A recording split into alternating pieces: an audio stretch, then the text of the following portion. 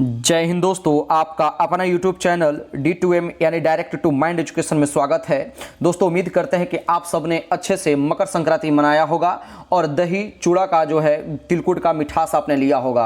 अब उम्मीद करते हैं कि आप अपनी पढ़ाई की ओर भी अपने मिठास को आपने मोड़ा होगा। आइए हम आपके सभी एग्जाम्स को देखते हुए, चाहे फिर वो BSSC इंटर स्तरीय का एग्जाम हो, SSC GD का एग्जाम हो, फिर SSC या फिर टीचर का कह लीजिए एग्जाम हो, सभी को देखते हुए मैंने आपके लिए सेट टेस्ट सीरीज लेकर के आया है, जो कि 4 सेट मैंने अभी द प्लेटफॉर्म का करवाया है। आप चाहे तो मेरे प्लेलिस्ट में जाकर के वीडियो के चैनल में देख सकते हैं। साथ ही साथ जितने भी एग्जाम्स प्रीवियस ईयर के हुए हैं, सारे प्रीवियस ईयर के यानी जो कि किरण पब्लिकेशन के बुक से मैंने करवाया है। आप अगर उस वीडियो को देखना चाहते हैं तो चैनल के प्लेलिस्ट में जाकर के सारे वीडियो को देख सकते हैं।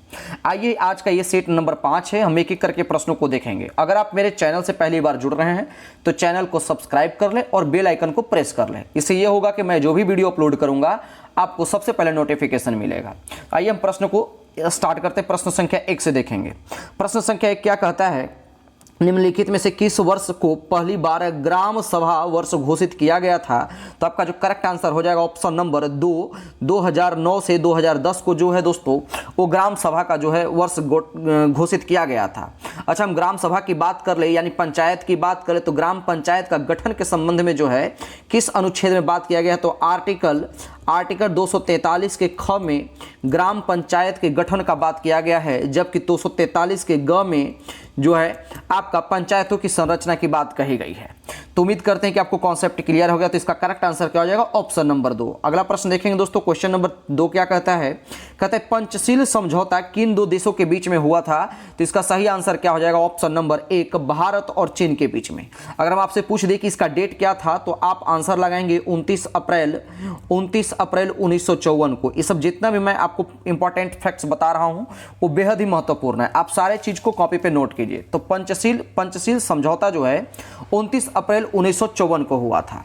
आप एक चीज को और ध्यान में रखेंगे कि पंचशील समझौता को जो है पंचशील सिद्धांत या पंचशील समझौता कह लीजिए, इसको नेहरू ने कहां से लिया था? तो बौद्ध ग्रंथ से लिया था। किससे लिया था दोस्तों? तो बौद्ध धर्म से लिया था। इस चीज को ध्यान में रखेंगे। अगला प्रश्न देखेंगे दोस्तों। क्वेश्चन नंबर 3, बिहार में कुल कितने जिले हैं?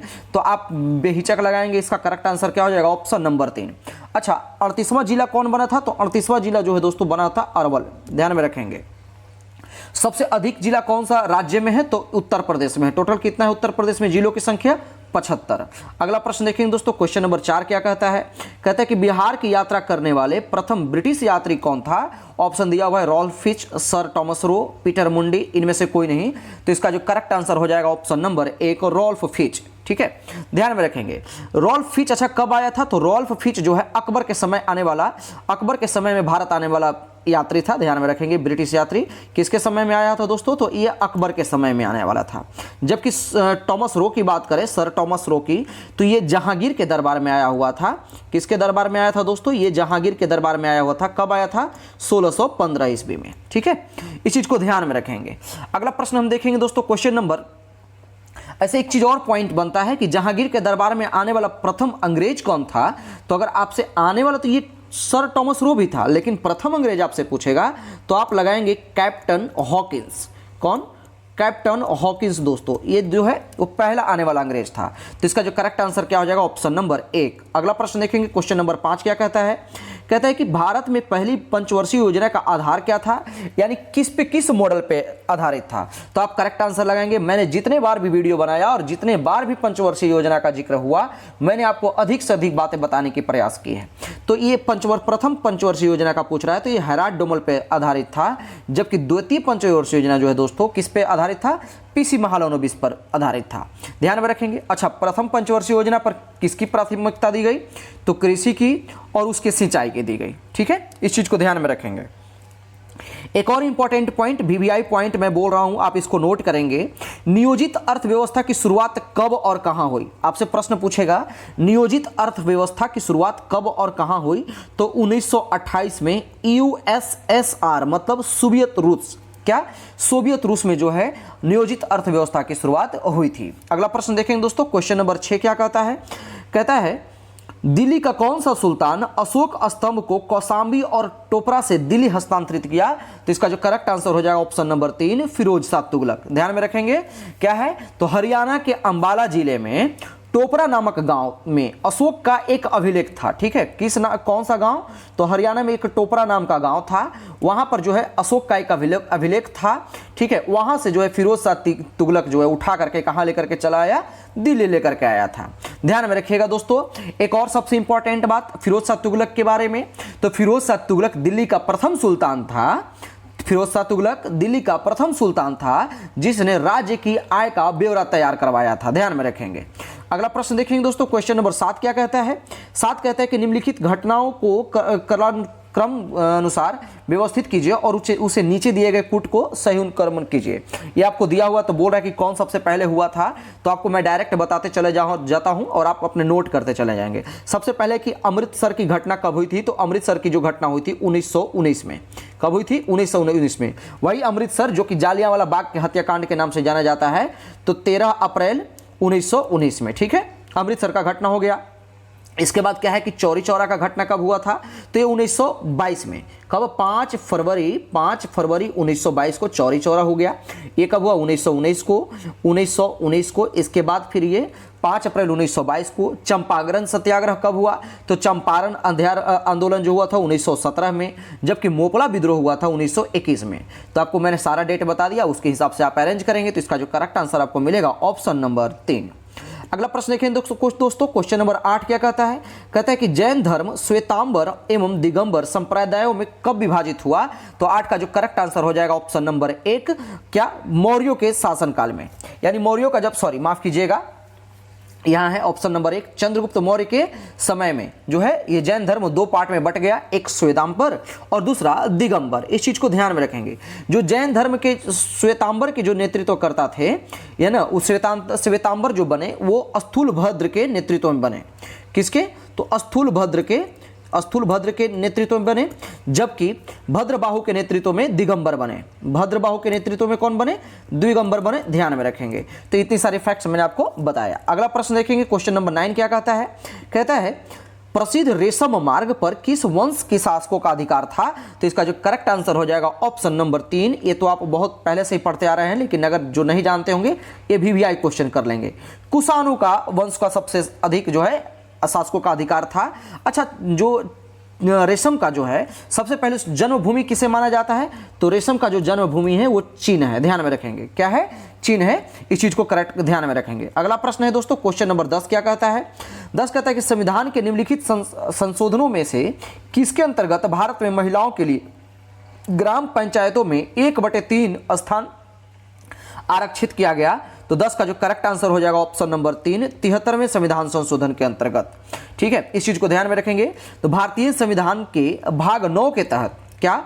भारतीय संविधान के भाग 9 के तहत अनुच्छेद 243, ध्यान में रखेंगे, 243 घ के 3 के अंतर्गत पंचायती राज संस्थाओं में महिलाओं के लिए स्थान को आरक्षित किए गए हैं। तो इसका जो करेक्ट आंसर क्या हो जाएगा? Option number 3। अगला प्रश्न देखें दोस्तों, क्वेश्चन नंबर 11 क्या कहता है? कहता है देवनागरी लिपि का सही विकास क्या है? तो इसमें आपसे पूछ रहा है कि सबसे पहले जो है देवनागरी लिपि कब हुआ, तो इसका आपका सही क्रम पूछ रहा है आपसे। तो आप 11 का करेक्ट आंसर लगाएंगे ऑप्शन नंबर 3। सबसे पहले जो है ब्राह्मी लिपि आया, फिर गुप्त लिपि आया, नागरी लिपि आया, आफ्टर दैट आपको सबसे लास्ट में देवनागरी लिपि आया। अगला प्रश्न है क्वेश्चन नंबर 12 क्या कहता है कि निम्नलिखित में से किस शैलकृत गुफा में 11 सिरों के बोधिसत्व का अंकन मिलता है? तो 12 का जो करेक्ट आंसर हो जाएगा ऑप्शन नंबर 3, कन्हेरी की गुफा में। अगला प्रश्न देखेंगे दोस्तों, क्वेश्चन नंबर 13 क्या कहता है? 13वां प्रश्न कहता है कि सर देशमुखी की वसूली शिवाजी इसलिए करते थे क्योंकि वे महाराष्ट्र के पुश्तैनी देशमुख थे। सर देशमुखी राजस्व का कितना भाग वसूला जाता था? तो 13 का जो करेक्ट आंसर हो जाएगा ऑप्शन नंबर 4, 1/10 भाग। अच्छा, ये आपको थोड़ा सा शिवाजी का जिक्र आया है तो शिवाजी के बारे में थोड़ा सा जान ले। तो शिवाजी कौन थे? तो शिवाजी जो थे मराठा राज्य के संस्थापक थे।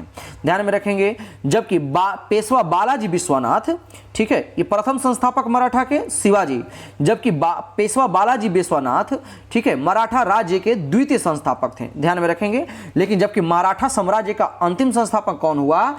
तो बाजीराव कौन? बाजीराव द्वितीय। ठीक है, इस चीज को ध्यान में रखेंगे। तो अगला प्रश्न देखिए दोस्तों, क्वेश्चन नंबर 14 क्या कहता है? क्वेश्चन नंबर 14 कहता है कि मराठों एवं अवध शाह अब्दाली के मध्य लड़े गए पानीपत के तृतीय युद्ध के समय कौन पेशवा था? तो इसका 14 का जो करेक्ट आंसर हो जाएगा ऑप्शन नंबर 2, बालाजी बाजीराव। अगर आपको ये सब कंफ्यूजन हो तो जो इतिहास से रिलेटेड खास करके मूवी बनती हो तो आप उसको मूवी को देख लीजिए, कभी भी आप कंफ्यूज नहीं करेंगे। इनसे संबंधित एक मूवी आई हुई थी बाजीराव मस्तानी, आप देख लीजिए, कभी तो आप भूलेंगे ही नहीं।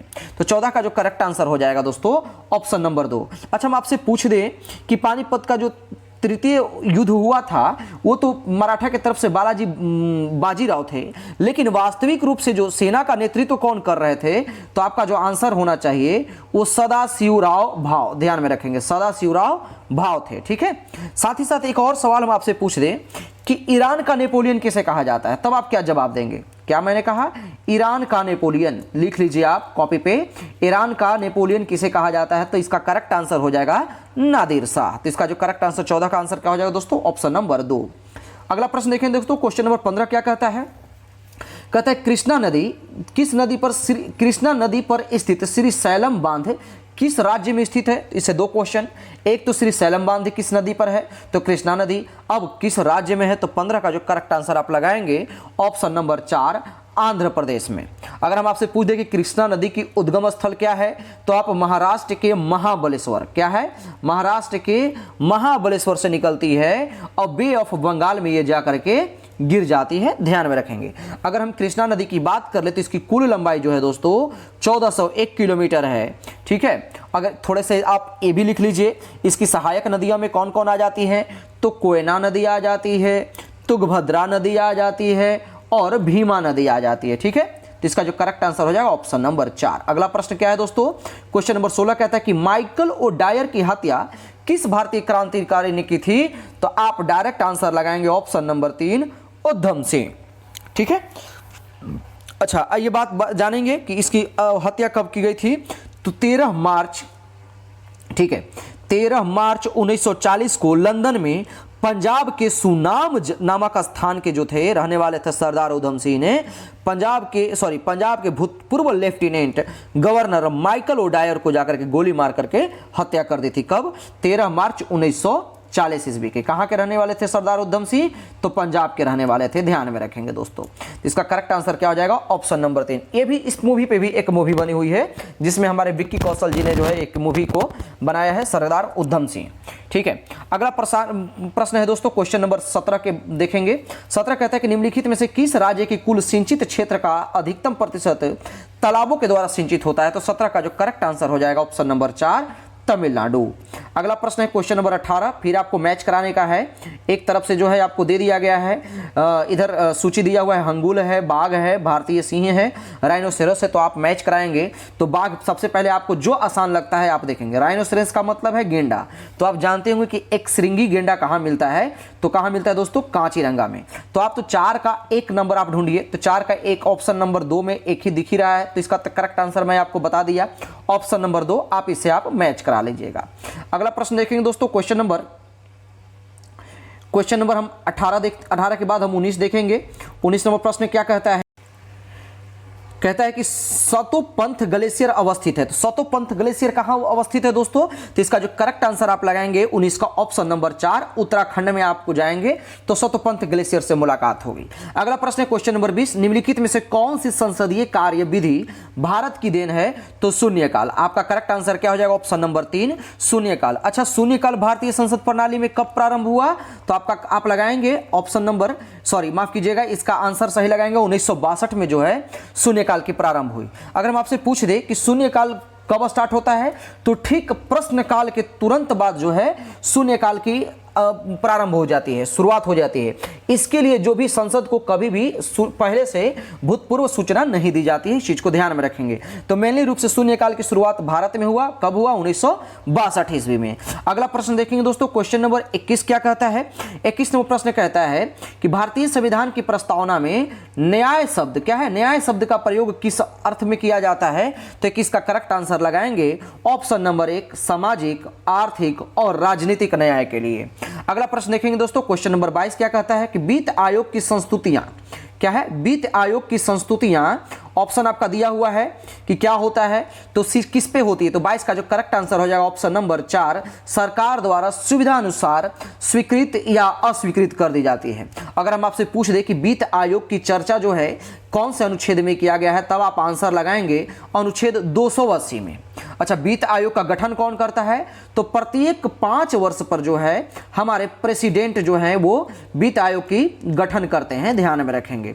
अच्छा, हम आपसे पूछ दे कि 15वें वित्त आयोग के अध्यक्ष कौन है, तो इसका आप आंसर मुझे कमेंट बॉक्स में देंगे।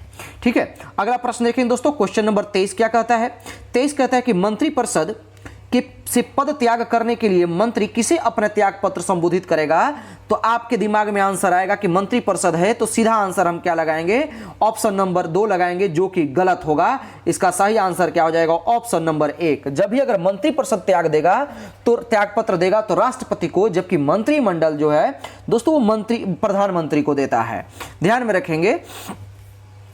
क्वेश्चन नंबर हम 24 देखेंगे। 24 कहता है कि भारतवर्ष के लिए एक संघीय ढांचा को सर्वप्रथम किस अधिनियम द्वारा प्रस्तुत किया गया, तो 24 का करेक्ट आंसर हो जाएगा ऑप्शन नंबर 3, 1935 के अधिनियम के द्वारा।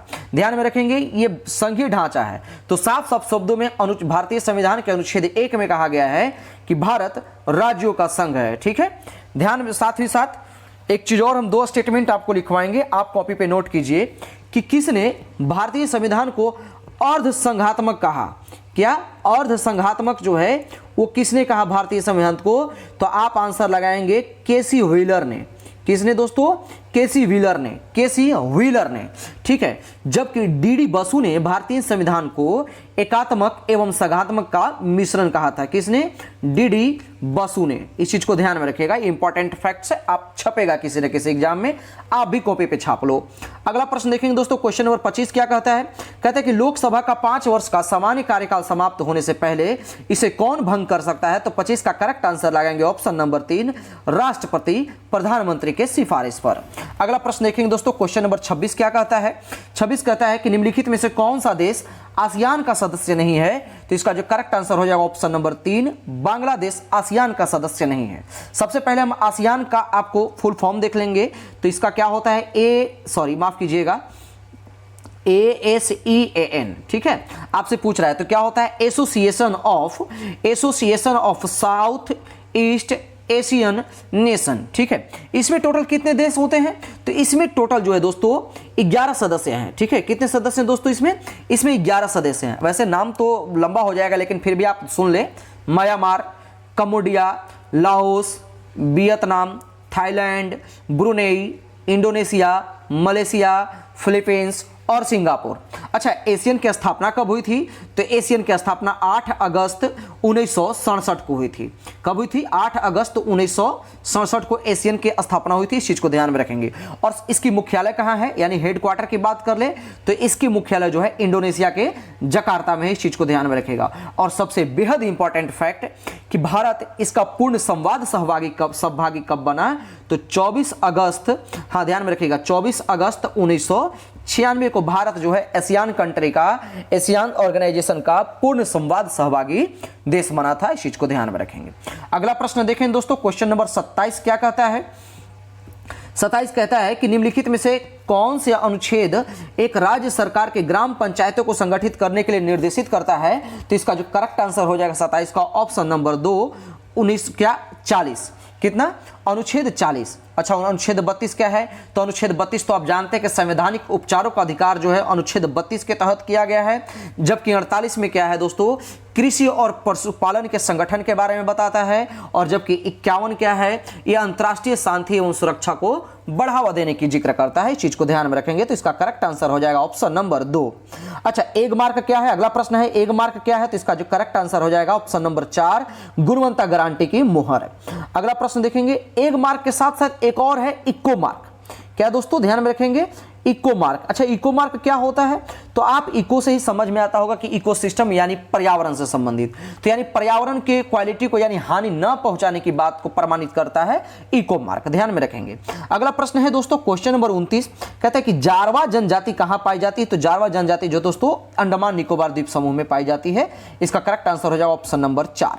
अगला प्रश्न है 30 नंबर, निम्नलिखित में से किन देशों के समूह में भूमध्य रेखा गुजरती है, तो इसका 30 का करेक्ट आंसर क्या हो जाएगा ऑप्शन नंबर इसका 30 का ऑप्शन नंबर 2 कोलंबिया, केन्या और इंडोनेशिया है। इसमें कुल कितने देश हैं जो कि भूमध्य रेखा से गुजरती है, यानी भूमध्य रेखा जो है कितने देशों से गुजरती है, तो कुल 13 देशों से है वो भूमध्य रेखा गुजरती है। अच्छा, एक प्रश्न है इसमें कि कौन सी ऐसी नदी है जो भूमध्य रेखा को 2 बार काटती है? कौन सी ऐसी नदी है जो भूमध्य रेखा को 2 बार काटती है? तो आपका जो करेक्ट आंसर हो जाएगा कांगो नदी। ध्यान में रखेंगे, ये अफ्रीका की नदी है जो भूमध्य रेखा को 2 बार काटती है। अगला प्रश्न है दोस्तों, क्वेश्चन नंबर 31 क्या कहता है? कहता है कि राष्ट्रपति के निर्वाचन में निम्नलिखित में से कौन सा भाग नहीं लेता? तो 31 का जो करेक्ट आंसर हो जाएगा ऑप्शन नंबर 3 लोकसभा का गैर निर्वाचित सदस्य जो है वो राज्यसभा के राष्ट्रपति के निर्वाचन में भाग नहीं लेता है। इस चीज को ध्यान में रखिएगा। साफ साफ शब्द में अगर हम आपसे पूछ दे कि राष्ट्रपति निर्वाचन की प्रक्रिया किस अनुच्छेद में किया गया है, तो अनुच्छेद 55 में जो है दोस्तों, ध्यान में रखेंगे, अनुच्छेद 55 में राष्ट्रपति के निर्वाचन की प्रक्रिया का जिक्र किया गया है। अगला प्रश्न देखेंगे दोस्तों, क्वेश्चन नंबर 32 क्या कहता है? 32वां प्रश्न कहता है कि निम्नलिखित में से कौन सा वर्गीकरण कच्ची सामग्री के आधार पर उद्योगों का वर्गीकरण करता है? तो इसका करेक्ट आंसर हो जाएगा ऑप्शन नंबर 32 का ऑप्शन नंबर 2 आधारभूत और उपभोक्ता। अगला प्रश्न देखेंगे दोस्तों, क्वेश्चन नंबर 33 क्या कहता है? 33 कहता है कि 14 जुलाई 2023 को भारतीय अंतरिक्ष अनुसंधान संगठन यानी इसरो द्वारा लॉन्च चंद्रयान अंतरिक्ष यान को कहां से लॉन्च किया गया? तो इसका जो करेक्ट आंसर लगाएंगे ऑप्शन नंबर 33 का option number B Satish Dhawan अंतरिक्ष, है ना, सतीश धवन अंतरिक्ष केंद्र कहां है ये? तो ये आपका श्रीहरिकोटा यानी आंध्र प्रदेश में, श्रीहरिकोटा आंध्र प्रदेश में, ध्यान में रखेंगे। अच्छा, चंद्रयान 3 के बारे में थोड़ा सा जान ले कि इसको लॉन्च कब किया गया था? तो चंद्रयान 3 को जो है दोस्तों लॉन्च किया गया था 14 जुलाई को 2023 को, 14 जुलाई 2023 को। ये साउथ पोल पर जो है ये पहुंचा कब? तो 23 अगस्त 2023 को, ध्यान में रखेंगे। अच्छा, इसके लैंडर का नाम क्या था? तो विक्रम। इसके लैंडर का नाम क्या था दोस्तों? तो विक्रम नाम था, जबकि रोवर का नाम क्या था? प्रज्ञान। ध्यान में रखेंगे। अगर हम आपसे पूछ दें कि इसरो के अध्यक्ष का नाम क्या था या क्या है अभी, तो एस सोमनाथन, ध्यान में रखेंगे। अगला प्रश्न देखेंगे दोस्तों, क्वेश्चन नंबर 34 कहता है कि जो बैंक निक्षेप बिना नोटिस के निकाले जा सकते हैं उन्हें क्या कहा जाता है? तो इसका जो 34 का करेक्ट आंसर हो जाएगा ऑप्शन नंबर 4 मांग निक्षेप। अगला प्रश्न देखेंगे दोस्तों, कहता है निम्नलिखित प्रश्नों में से किसका संदर्भित संबंध संघीय बजट से है? तो 35 का करेक्ट आंसर हो जाएगा ऑप्शन नंबर 3 कटौती प्रस्ताव की। अच्छा, कटौती प्रस्ताव होता क्या है जरा उसके बारे में जान लीजिए। तो कटौती प्रस्ताव बजट पेश होने पर अनुदान मांगों पर बहस के दौरान संसद सदस्यों को धनराशि में वृद्धि का अधिकार नहीं है। यानी जो संसद को जो है अगर जो वो फैसला कर दिया तो बहस के दौरान जो है जो फैसला हो गया उसके बाद संसद को यह अधिकार नहीं है कि धनराशि में वृद्धि कर सके। इसी को हम क्या बोलते हैं? कटौती प्रस्ताव कहते हैं। तो 35 का करेक्ट आंसर क्या हो जाएगा? Option number 3। अगला प्रश्न देखेंगे, क्वेश्चन नंबर 36 क्या कहता है? कहता है कि पद्मश्री पुरस्कार 2023 के लिए बिहार के कितने हस्तियों को चुना गया? तो 36 का करेक्ट आंसर क्या हो जाएगा? ऑप्शन नंबर 3 हस्तियों को चुना गया। अच्छा, कौन कौन? तो पहले ध्यान में रखेंगे, सुभद्रा देवी पहले नंबर पे कौन है? सुभद्रा देवी। ये कौन किस चीज में इनको मिला था? तो ध्यान में रखेंगे मधुबनी पेंटिंग के लिए यानी पेपर मेसी कला के लिए, आप ध्यान में रखेंगे। अगला इसके बाद कौन थे? आनंद कुमार, वही सुपर 30 वाले हमारे सर जो हैं शिक्षा क्षेत्र में। इसके बाद कपिल देव प्रसाद को जो कि हस्तकरघा यानी कपड़ा के क्षेत्र में इनको हस्तकरघा कपड़ा के क्षेत्र में इनको दिया गया था। ध्यान में रखिएगा, ये पॉइंट नोट कर लीजिएगा। आपको इस तरह से क्वेश्चन बना के पूछेगा कि इनमें से किन्हें जो है वो बिहार से जो संबंधित पद्मश्री पुरस्कार 2023 नहीं मिला, तो आप फिर वहां पे कंफ्यूज कर जाएंगे। अगला प्रश्न देखेंगे दोस्तों, क्वेश्चन नंबर 37 क्या कहता है?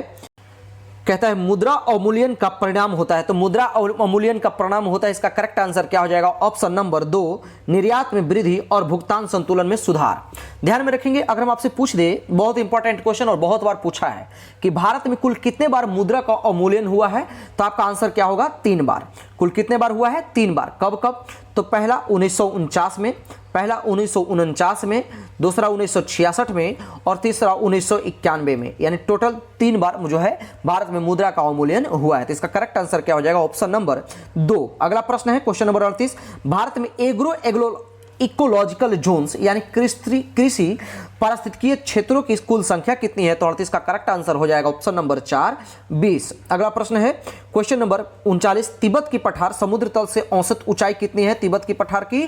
तो 39 का करेक्ट आंसर हो जाएगा ऑप्शन नंबर 4 कितना 5 किलोमीटर, कितना दोस्तों 5 किलोमीटर। हालांकि आप इस भी ध्यान में रखेंगे कि तिब्बत की में जो स्थित पामीर का पठार है, क्या है दोस्तों, ध्यान में रखेंगे, पामीर का जो पठार है उसको विश्व का छत भी कहा जाता है, ध्यान में रखेंगे। अगला प्रश्न है क्वेश्चन नंबर 40, भारत में, हाँ भारत में देखेंगे, ध्यान में रखेंगे दोस्तों, भारत में निम्नलिखित में से कौन सी पर्वतीय श्रेणी केवल एक ही राज्य में स्थित है? तो आप आंख बंद करके आंसर लगाएंगे अरावली, जो कि गलत है। अरावली नहीं बल्कि क्या होगा, अजंता होगा दोस्तों। 40 का करेक्ट आंसर हो जाएगा ऑप्शन नंबर 2। कहां है दोस्तों, ध्यान में रखेंगे, महाराष्ट्र में। कहां है ये, महाराष्ट्र में है। अच्छा ये कहां स्थित है, तो ये अजंता पर जो पश्चिम भारत के पश्चिम की ओर स्थित है, ध्यान में रखिएगा। अगर पश्चिम की ओर स्थित है, अगर हम आपसे पूछ ले कि पश्चिम घाट की सबसे ऊंची चोटी क्या है, तो वीवीआई पॉइंट मैं आपको बताने जा रहा हूं, आप इसको नोट कर लीजिए। तो पश्चिम घाट की जो सबसे ऊंची चोटी है वो ध्यान में रखेंगे कलसुबाई। क्या नाम है इसका, कलसुबाई। अगर दक्षिण भारत की पूछे तो क्या होगा, अनाईमुड्डी होगा, ध्यान में रखेंगे। 41वां प्रश्न देखेंगे, क्या कहता है, कहता है कि निम्नलिखित देशों में से मुद्रा का कौन सा विकल्प सुमेलित नहीं है? तो ध्यान में रखेंगे कौन सा सुमेलित नहीं है, तो 41 का करेक्ट आंसर हो जाएगा ऑप्शन नंबर 4, इटली। यूरो नहीं बल्कि क्या है, यहाँ का लीरा है, ध्यान में रखिएगा। बाकी सही है, बुल्गारिया लेव है, अल्बानिया लेक है, मोल्दोवा लीव है, ये सही है। अगला प्रश्न है क्वेश्चन नंबर 42 देखेंगे, भारतीय महाद्वीप पर ग्रीष्म ऋतु में उच्च ताप और निम्न दाब हिंद महासागर में वायु का कर्षण करते हैं, जिसके कारण प्रवाहित होती है, क्या होती है? तो 42 का करेक्ट आंसर क्या हो जाएगा, ऑप्शन नंबर 1, दक्षिण पश्चिम मानसून प्रवाहित होते हैं, ध्यान में रखिएगा। भारत में अक्सर जो वर्षा होती है वो दक्षिण पश्चिम मानसून की वजह से ही होती है, ठीक है। अगला प्रश्न देखेंगे दोस्तों, क्वेश्चन नंबर 43 क्या कहता है, कहता है कि भारत में निम्नलिखित क्षेत्रों में से कौन सा कपास का अधिकतम मात्रा में उत्पादन करती है? 43 का करेक्ट आंसर क्या हो जाएगा, ऑप्शन नंबर 2, उत्तर पश्चिम और पश्चिम भारत। अगर हम इस तरह से बात करें तो उत्तर पश्चिम यानी ये वाला क्षेत्र, तो ये वाला क्षेत्र में आपका कौन आ जाएगा, या पश्चिम भारत की बात कर ले तो गुजरात, ठीक है, महाराष्ट्र, ये सब जो भी एरिया है वो आपको सबसे ज़्यादा कपास की उत्पादन करता है। लेकिन सबसे टॉप पर अगर कपास की बात कर ले तो आप क्या लगाएंगे, गुजरात। वहाँ पे 3 चीज़ें जो है सबसे अधिक पैदा की जाती है। आप उसके लिए एक ट्रिक याद रखिएगा, नमक, क्या N4 क्या है, नमक तो खुद ही है, और M4 जो है मूंगफली, और K4 कपास, ध्यान में रखिएगा। ये तीनों जो है सबसे सर्वाधिक उत्पादन कौन करता है, गुजरात राज्य। अगला प्रश्न है दोस्तों, क्वेश्चन नंबर 44 क्या कहता है, कहता है कि अलमाटी बांध किस नदी पर है? तो 44 का करेक्ट आंसर हो जाएगा ऑप्शन नंबर 4, कृष्णा नदी पर। अगला प्रश्न है क्वेश्चन नंबर 45, देश के निम्नलिखित राज्यों में से सबसे पहले सूर्योदय कहाँ होता है? तो अगर सबसे पहले सूर्योदय की बात करें तो आप अरुणाचल प्रदेश लगाएंगे। अरुणाचल प्रदेश में भी एक जगह है वालांगू, वो लिख लीजिए आप, कहाँ, वालांगू में सबसे पहले सूर्योदय होता है, जबकि सबसे लास्ट में सूर्यास्त सबसे कहाँ होता है लास्ट में, तो गुजरात में। गुजरात के कौन से जगह पे? तो जगह का नाम है सरक्रिक। क्या नाम है दोस्तों, सरक्रिक। ये सूर्यास्त और सूर्योदय के बीच में कितने घंटा का डिफरेंस होता है? तो 2 आवर्स का, ध्यान में रखिएगा। इतना इंपॉर्टेंट फैक्ट मैंने आपको बताया। अगला प्रश्न है क्वेश्चन नंबर 46 क्या कहता है दोस्तों, 46 कहता है कि विश्व एथलेटिक्स चैंपियनशिप में स्वर्ण पदक जीतने वाले पहले भारतीय एथलीट कौन बने? तो आप इसका करेक्ट आंसर लगाएंगे ऑप्शन नंबर 1, नीरज चोपड़ा। अगला प्रश्न देखेंगे दोस्तों, क्वेश्चन नंबर 17 क्या कहता है, 17वां प्रश्न कहता है, माफ कीजिएगा 47, भारत के बाहर विश्व के पहले योग विश्वविद्यालय का उद्घाटन कहां हुआ? तो यूएसए के लॉस एंजलिस में।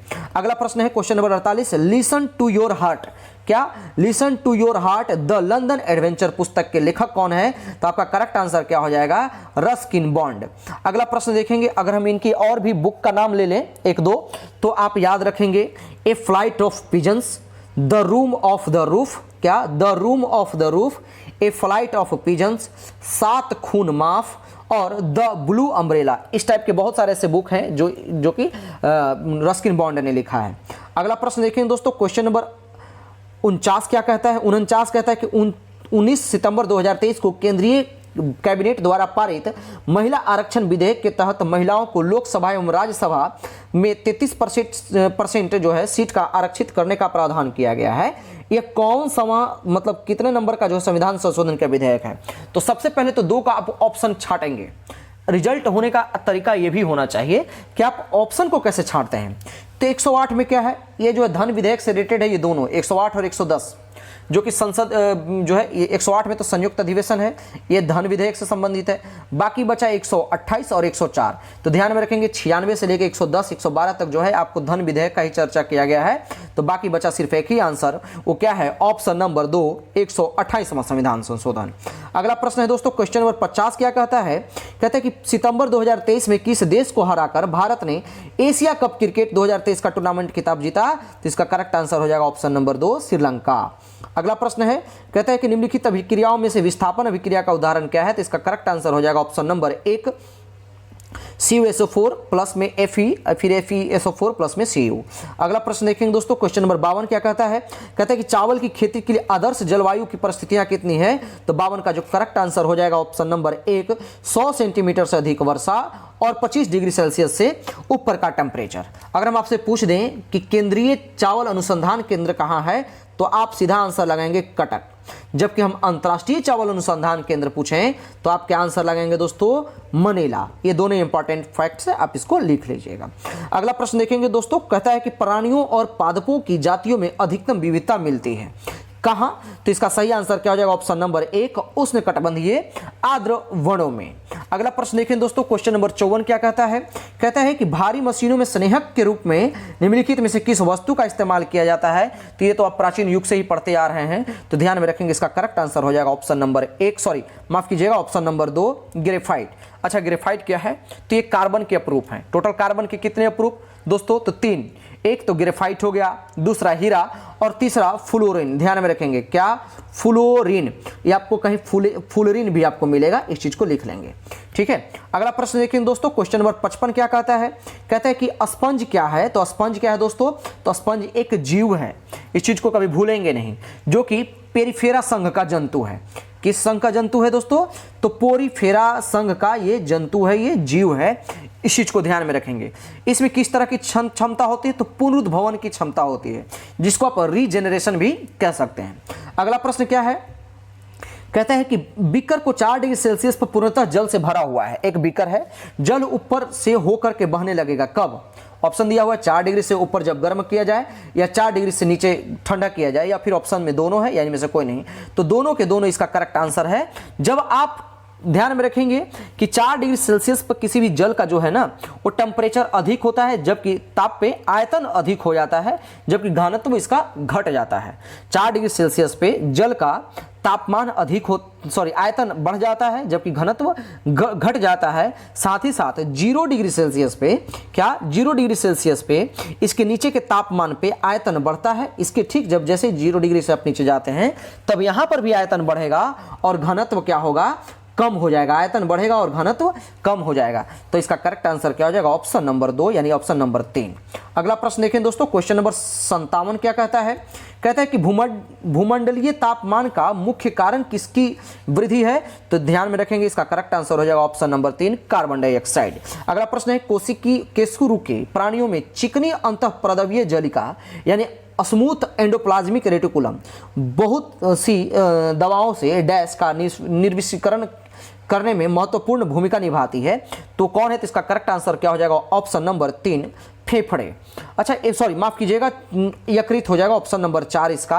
अच्छा हम आपसे पूछ रहे कि एंडोप्लाज्मिक रेटिकुलम की खोज किसने की थी, तो आप आंसर लगाएंगे पोर्टर और थॉमसन ने, ठीक है, किसने, पोर्टर एंड थॉमसन ने, ये 2 व्यक्ति थे, ध्यान में रखिएगा, ठीक है। तो ये किसने किसका खोज किया था, तो एंडोप्लाज्मिक रेटिकुलम का। अगला प्रश्न है दोस्तों क्वेश्चन नंबर 59 क्या कहता है, कहता है कि लैंप की बत्ती में तेल ऊपर चढ़ता है, तो आप तो ये तो प्राचीन युग से पढ़ते आ रहे हैं, मुझे बताने की जरूरत नहीं है, तो इसका जो करेक्ट आंसर क्या हो जाएगा, ऑप्शन नंबर 4 केशिकत्व अभिक्रिया के कारण, केशिकत्व क्रिया परिघटना के कारण। अगला प्रश्न है राइबोसोम की रचना किसके वजह से होती है, तो आरएनए और प्रोटीन्स के मिल करके जो है राइबोसोम की संरचना होती है। अच्छा राइबोसोम को क्या बोलते हैं, तो प्रोटीन का फैक्ट्री भी कहा जाता है, इसको क्या कहा जाता है, प्रोटीन्स का फैक्ट्री भी कहा जाता है। जबकि लाइसोसोम को क्या कहा जाता है दोस्तों, तो लाइसोसोम का आत्महत्या की थैली कहा जाता है।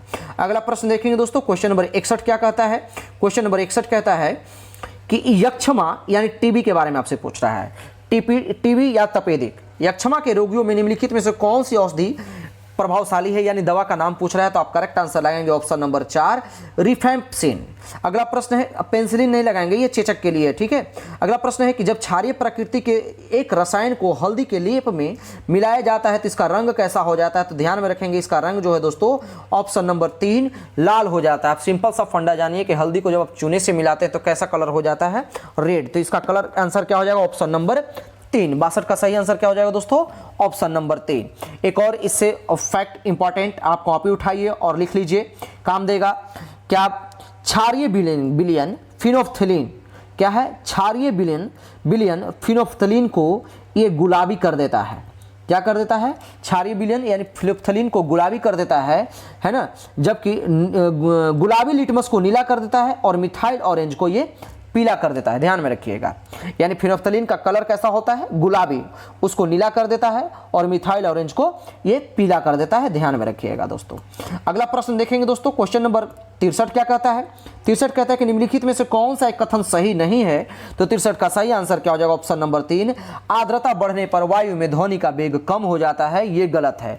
आर्द्रता वायु में ध्वनि का वेग बढ़ जाता है, कम नहीं बल्कि क्या हो जाता है, ये बढ़ जाता है। इस चीज को ध्यान में रखेंगे। अगला प्रश्न है, कहता है कि किस पादप को शाकीय भारतीय डॉक्टर की उपमा दी गई है, तो आप आंसर लगाएंगे ऑप्शन नंबर 2 तुलसी। अगर इसका हम रसायन नाम जान ले यानी वैज्ञानिक नाम जान ले तो ऑसीमम, क्या नाम है इसका दोस्तों, ऑसीमम सैक्टम इसका जो है वैज्ञानिक नाम है। ध्यान में रखिएगा, इस तरह का क्वेश्चन आपसे पूछ देता है।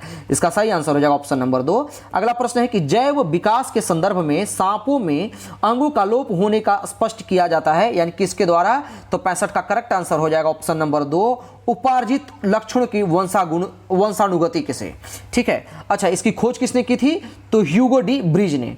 किसने दोस्तों, तो ह्यूगो डी ब्रिज ने इसकी खोज की थी। ध्यान में रखिएगा, ठीक है। कभी भी चार्ल्स डार्विन नहीं लगाएंगे, ध्यान में रखिए, उन्होंने प्राकृतिक चयनवाद का सिद्धांत को इन्होंने दिया था। अगला प्रश्न है, कहते हैं कि प्रतिजैविक यानी एंटीबायोटिक दवाएं यानी विषाणु पर प्रभाव नहीं करती होती है क्योंकि इनमें किसका अभाव होता है, तो 66 का सही आंसर हो जाएगा ऑप्शन नंबर 3 कोष का भित्ति का अभाव होता है। अगला प्रश्न है, क्वथन होता है, तो क्वथन कहाँ होता है दोस्तों, तो ध्यान में रखेंगे इसका डेफिनेशन होता है कि क्वथनांक वैसे पदार्थ जो एक निश्चित तापमान पर, जिस पर कोई पदार्थ वाष्प बन जाता है, यानी जो कोई निश्चित तापमान पर कोई पदार्थ वाष्प बन जाता है उसी को हम क्वथनांक बोलते हैं।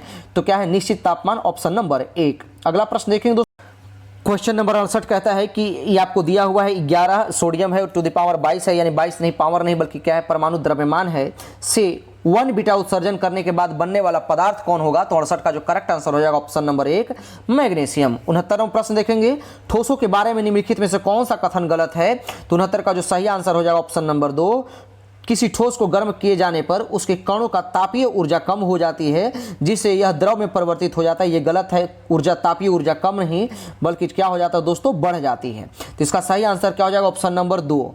अगला प्रश्न देखेंगे दोस्तों, क्वेश्चन नंबर 70 क्या कहता है, 70वां प्रश्न कहता है दोस्तों, कहता है कि उत्तल लेंस, हाँ क्या उत्तल लेंस की फोकस दूरी अधिकतम होगी, यानी कौन से कलर में, तो 70 का करेक्ट आंसर क्या हो जाएगा, ऑप्शन नंबर 4 लाल प्रकाश के लिए।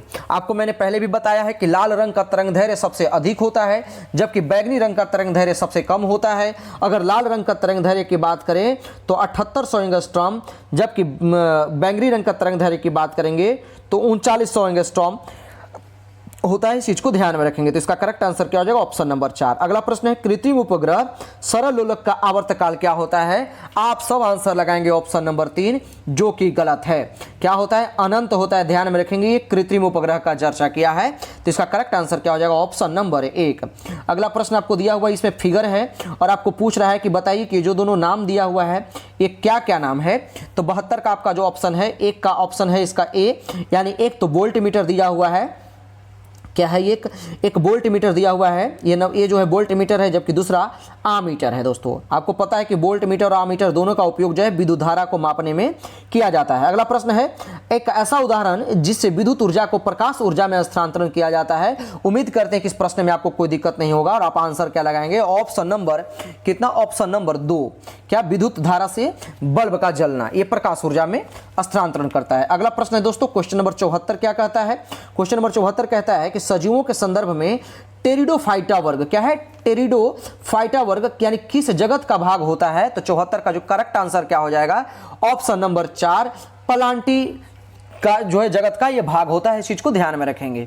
ऐसे भी ध्यान में रखेंगे कि टेरिडोफाइटा के जो भी वर्ग के प्लांट होते हैं उसमें फूल यानी पुष्प और फलों की अनुपस्थिति होती है। पुष्प और फल दोनों जो है अनुपस्थित होते हैं, ध्यान में रखेंगे। और आज के सेशन का लास्ट प्रश्न दिया हुआ है, न्यूमेरिकल बेस्ड क्वेश्चन है कि 220 वोल्ट है, आपको 0.2 एम्पियर का धारा है और 10 मिनट तक बहती है। तो बताइए इससे विद्युत ऊर्जा कितनी व्यय होगी? तो आप फॉर्मूला जानते हो कि ऊर्जा इक्वल टू फॉर्मूला क्या हो जाता है? P into T. क्या हो जाता है? P into T. अब P मतलब क्या होता है? पावर। तो पावर इक्वल टू फॉर्मूला क्या हो जाता है? V इंटू आई। तो भाई V इंटू आई तो हो गया और इंटू में T। अब इसको क्या कीजिए, सारा वैल्यू दिया हुआ है तो 220 मल्टीप्लाई 0.2 मल्टीप्लाई 10 और यहाँ पे घंटा है तो इसको मिनट में बदल लीजिए। जब आप इसको सॉल्व करते हैं तो आपको क्या मिलेगा? आपको मिल जाएगा ऑप्शन नंबर 3 यानी 26400 जूल। ध्यान में रखेंगे। उम्मीद करते हैं कि आपको सेशन पसंद आया होगा। अगर आपको सेशन पसंद आए तो आप लाइक करें, सब्सक्राइब करें और अधिक से अधिक शेयर करें। साथ ही साथ आप चैनल से कंटिन्यू जुड़े रहिए। मैंने जानबूझ करके एक दिन वीडियो रोक दिया था, वो इसलिए ताकि आप मकर संक्रांति मना लें। अब यहाँ से आप सारा चीज़ छोड़िए, एग्जाम जल्दी हो जाएगा। आपको फॉर्म में आपको एडिटिंग का आपको आयोग ने दे दिया है ऑप्शन।